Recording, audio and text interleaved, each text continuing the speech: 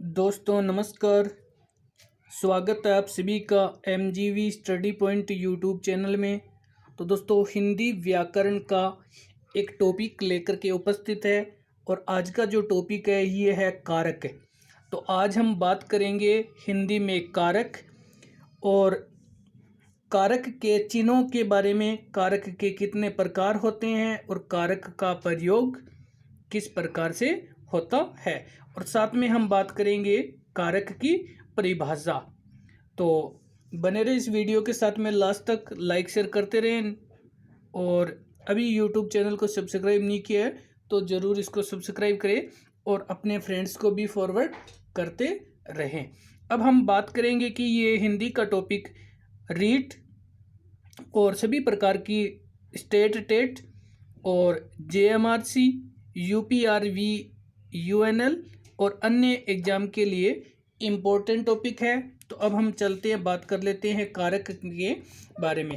तो सबसे पहले अगर हम बात करें तो हमारे पास सबसे पहले बात करेंगे कारक चिन्ह। कारक चिन्ह और इसकी परिभाषा, क्रिया को करने में जो सहायक होता है उसी को कारक कहते हैं। और कारक के चिन्ह विभक्ति कहलाते हैं, जिसमें विभक्ति होती है। और अब हम बात करने वाले हैं कारक के प्रकार के बारे में। कारक के प्रकार होते हैं। तो कारक की अगर बात करें तो कारक 8 प्रकार के होते हैं।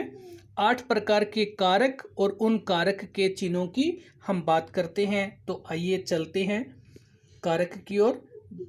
सबसे पहले हम बात करेंगे कि संज्ञा या सर्वनाम पद का संबंध वाक्य में प्रयुक्त अन्य शब्दों तथा क्रियाओं के साथ किया जाता है, वह कारक कहलाता है। कि जब संज्ञा या सर्वनाम जो पद का संबंध और ये अन्य किसी क्रिया के साथ जो संबंध दिखाता है, ये कारक कहलाता है। और अब हम बात कर लेते हैं।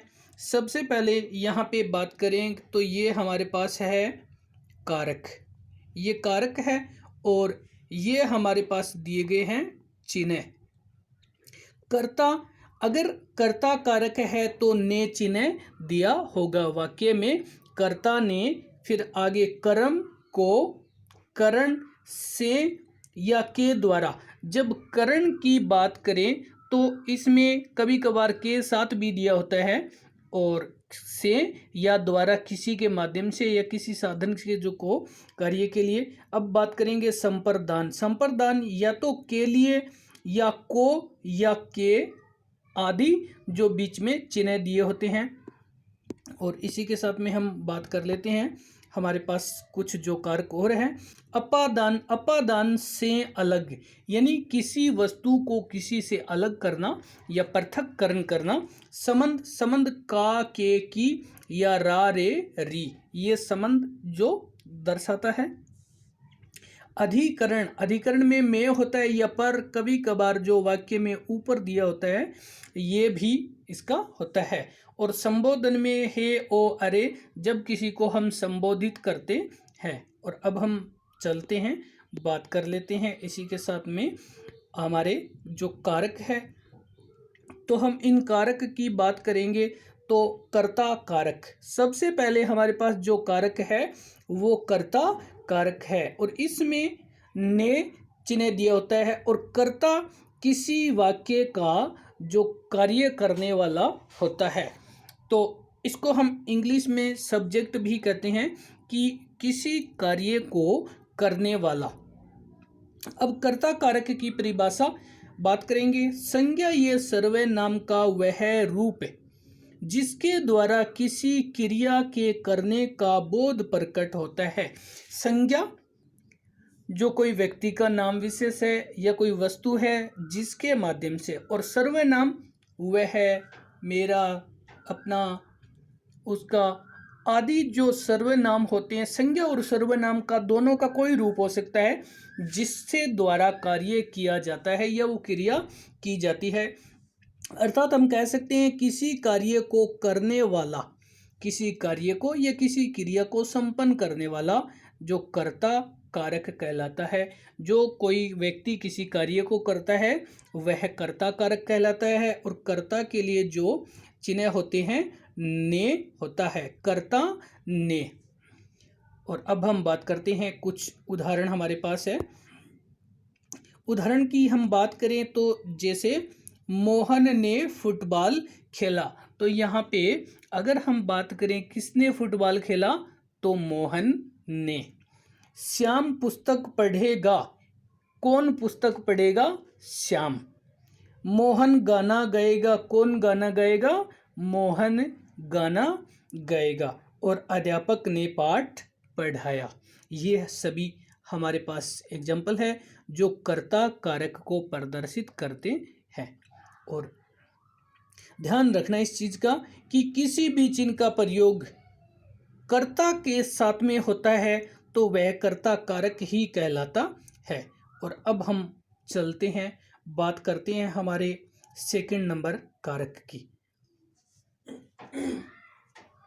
अब हमारे पास जो कारक नंबर है दूसरा, और दूसरे कारक में आपको दिया गया है कर्म कारक, और कर्म कारक का जो चिन्ह है वो को है। कर्म को, कर्ता ने और कर्म को। परिभाषा, जिस शब्द पर क्रिया का फल पड़ता है, यानी क्रिया करने का जो फल पड़ता है वही कर्म होता है, अर्थात क्रिया का प्रभाव पड़ता है वह कर्म कारक कहलाता है। अगर हम बात करें कर्म की, तो क्रिया द्वारा जिस पर जो कोई क्रिया की जाती है और उसका जो उत्तर होता है, मोहन पढ़ता है, क्या पढ़ता है, पुस्तक, तो वही आपका पुस्तक आंसर हो जाएगा। राम ने फुटबॉल खेला, राम ने क्या खेला, तो यहाँ पे क्या के लिए फुटबॉल, तो वह कर्म कारक है। और अब हम बात करते हैं कुछ उदाहरण की। जो हमारे सामने उदाहरण है जो कर्म कारक, यहाँ पे हमारे पास जैसे राम ने रावण को मारा, तो यहाँ पे ने तो राम हो गया कर्ता और रावण हो गया कर्म कारक। राम हो गया कर्म कारक है क्योंकि राम ने जो मारने का कार्य किया वो रावण पे किया, राम की जो क्रिया थी वो रावण पे थी और ये कर्म हो गया। राधा ने खाना पकाया, तो यहाँ पे हम कह सकते हैं कि क्या पकाया, तो खाना, और खाना इसमें कर्म है। और आगे गोपाल स्कूल जाता है, तो गोपाल कहाँ जाता है, गोपाल के जो जाने की क्रिया है वो कहाँ पे, तो ये है स्कूल। और चलते हैं, बात कर लेते हैं अगले। आगे हमारे पास जो नेक्स्ट कारक है, कारक नंबर थर्ड, जिसमें करण कारक है। और अगर हम बात करें करण कारक की, तो इसका जो चिन्ह होता है ये से या के द्वारा, तो हम कह सकते हैं करण कारक के लिए जब किसी का साधन से या किसी माध्यम से कोई कार्य किया जाता है तो उस समय करण कारक होता है। और इसका प्रयोग कभी किसी के साथ के लिए भी प्रयोग किया जाता है। परिभाषा की बात करें, जब किसी साधन द्वारा कोई क्रिया अथवा कार्य किया जाता है, यानी किसी साधन से, तो वहाँ पे करण कारक होता है से या द्वारा, और वही साधन करण कारक कहलाता है, वही साधन है वो करण कारक कहलाता है। और अब हम बात करने वाले हैं, इसके कुछ उदाहरण हमारे सामने हैं। बात करें उदाहरण की, तो हम सबसे पहले बात करेंगे हरी फुटबॉल से खेलता है, तो यहाँ पे किसके माध्यम से खेलता है, हरी फुटबॉल के माध्यम से खेलता है, तो इसमें से होता है कि हरी का जो साधन है खेलने का वो फुटबॉल है। वैभव पेंसिल से लिखता है, तो यहाँ पे वैभव किस चीज से लिखता है, पेंसिल से। वैभव का जो लिखने का कार्य है वो पेंसिल नामक साधन से हो रहा है। और लक्षिता चाकू से पपीता काटती है। तो यहाँ पे हमारे पास जो उदाहरण है उसमें लक्षिता पपीता किससे काटती है? चाकू से। चाकू यहाँ साधन है। और अब हम बात कर लेते हैं अगले। तो आगे हमारे पास है नेक्स्ट जो कारक, और ये कारक है हमारे पास संपादान। जो संप्रदान कारक है इसमें जो चिन्ह होता है ये होता है के लिए, संप्रदान के लिए। यानी यहाँ पे संप्रदान कारक में इसकी परिभाषा की बात करें तो किसी कारक का वह रूप जिसके लिए कर्ता कार्य करता है उसे संप्रदान कारक कहते हैं। जब कर्ता कोई कार्य किसी के लिए करता है तो यहाँ पे के लिए का अर्थ होता है। जब क्रिया द्विकर्मिक होती है यानी दो कर्मिक होती है तो विभक्ति प्रदर्शित की जाती है।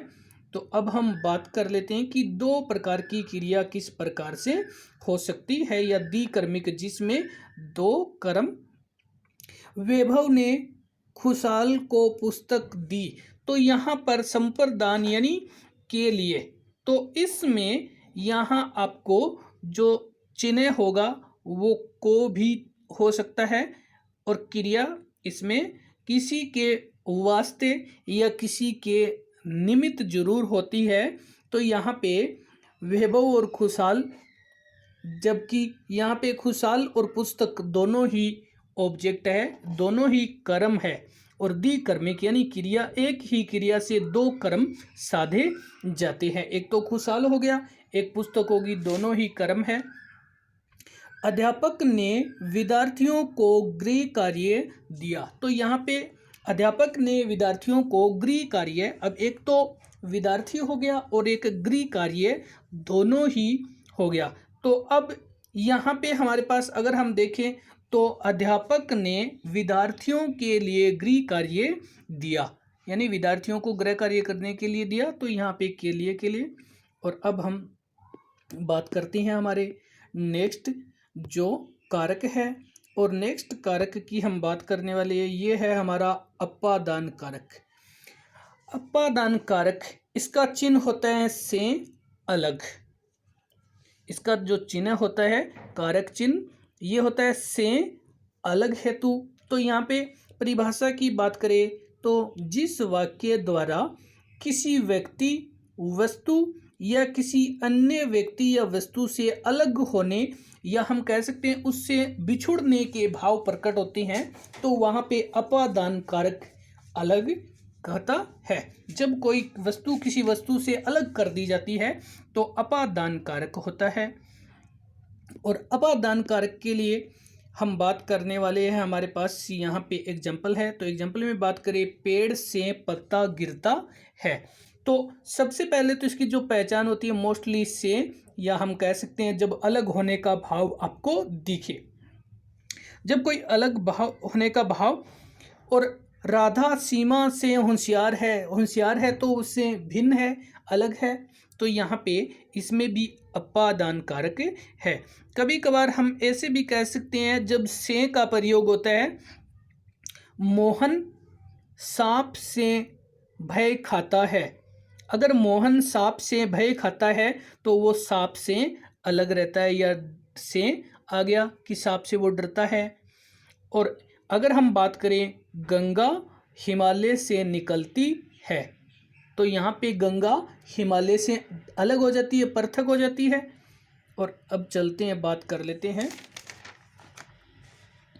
आगे जो हमारे पास अगला कारक है। आगे है संबंध कारक। यहाँ पे हम बात करेंगे संबंध, और संबंध में आपके पास यहाँ पे दो है, एक तो का के की, या हम कह सकते हैं रा रे और री, रा रे री, ये संबंध कारक है। और अब हम बात करें कि इसकी परिभाषा की, तो परिभाषा जिस कारक से वाक्य में किसी संज्ञा या सर्वनाम से जो संबंध प्रदर्शित होते हैं उसे हम संबंध कारक कहते हैं। तो संबंध कारक जिससे कोई संबंध प्रकट होता है, किसी स्थान से, किसी वस्तु से, किसी व्यक्ति से जो संबंध प्रकट होता है तो उसे संबंध कारक कहा जाता है। अब हम बात करते हैं इसके उदाहरण की, और यहाँ पे हमारे पास उदाहरण दे रखा है, अपना कार्य स्वयं करे। तो यहाँ पे आपका कार्य और आपका दोनों का संबंध है, आप अपना कार्य स्वयं करें। यह मोहन की पुस्तक है, तो पुस्तक और मोहन का संबंध है कि यह पुस्तक मोहन की है, तो मोहन और पुस्तक का संबंध है। जीवन माता का मंदिर सीकर जिले में है, तो अब जीवन माता के मंदिर का और सीकर जिले का संबंध है, क्योंकि दोनों का जो संबंध है। और अब हम चलते हैं, बात कर लेते हैं अगले क्वेश्चन की। तो आगे हमारे पास जो हमारा अगला कारक है, ये कारक है अधिकरण कारक।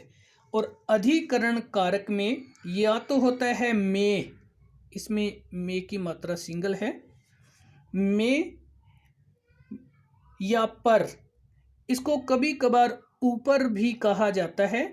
और इसकी परिभाषा की बात करें तो जिस कारक से उस स्थान का बोध होता है जहाँ पर कोई क्रिया संपूर्ण हुई है उसे अधिकरण कारक कहते हैं।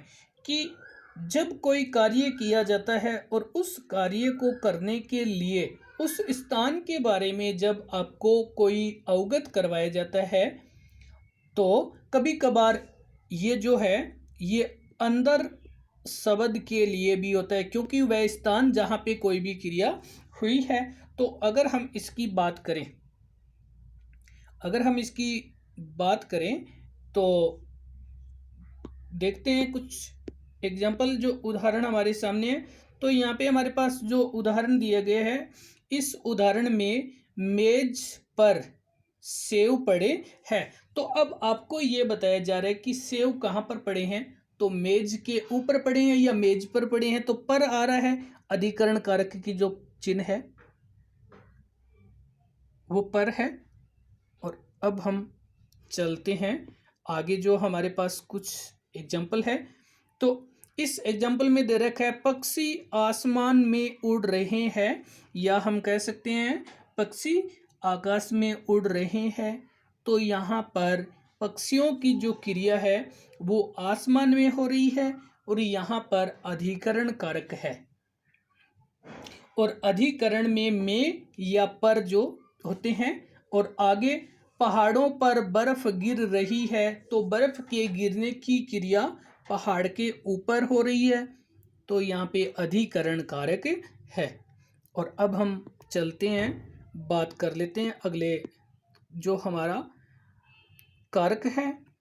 अगर हम बात करें इस कारक की, तो ये हमारा कारक 8वां कारक है, संबोधन कारक। 8वां कारक संबोधन कारक, जिसमें हे ओ अरे। हम जब किसी को संबोधित करते हैं तो हे ओ अरे ये संबोधन कारक के चिन्ह है। और परिभाषा की बात करें तो वाक्य में जब किसी संज्ञा या सर्वनाम को पुकारा जाता है। अब हम कह सकते हैं किसी व्यक्ति को जब पुकारा जाता है, बुलाया जाता है, या किसी को नाम से संबोधित किया जाता है, तो उससे संबोधन कारक कहते हैं, उसे बुलाना, पुकारना, हे ओ अरे। अब हम कह सकते हैं कि इसके उदाहरण की बात करें तो उदाहरण हमारे पास है यहाँ पे हम कह सकते हैं हे राम रक्षा करो, हे ईश्वर बचाओ। और आगे हम कह सकते हैं अरे वैभव इधर आओ, अरे वैभव इधर आओ, अरे मोहन कहाँ जा रहे हो। तो इस प्रकार से हम इन सभी जो चिन्हों का प्रयोग करते हैं, और इस प्रकार से हमारे पास जो कारक चिन्ह के प्रयोग होते हैं तो वो आपको एक्सप्लेन किया है। और इसी के साथ में वीडियो देखने के लिए धन्यवाद। लाइक शेयर करते रहें। और नेक्स्ट वीडियो अपलोड हो, तब तक के लिए धन्यवाद वीडियो देखने के लिए।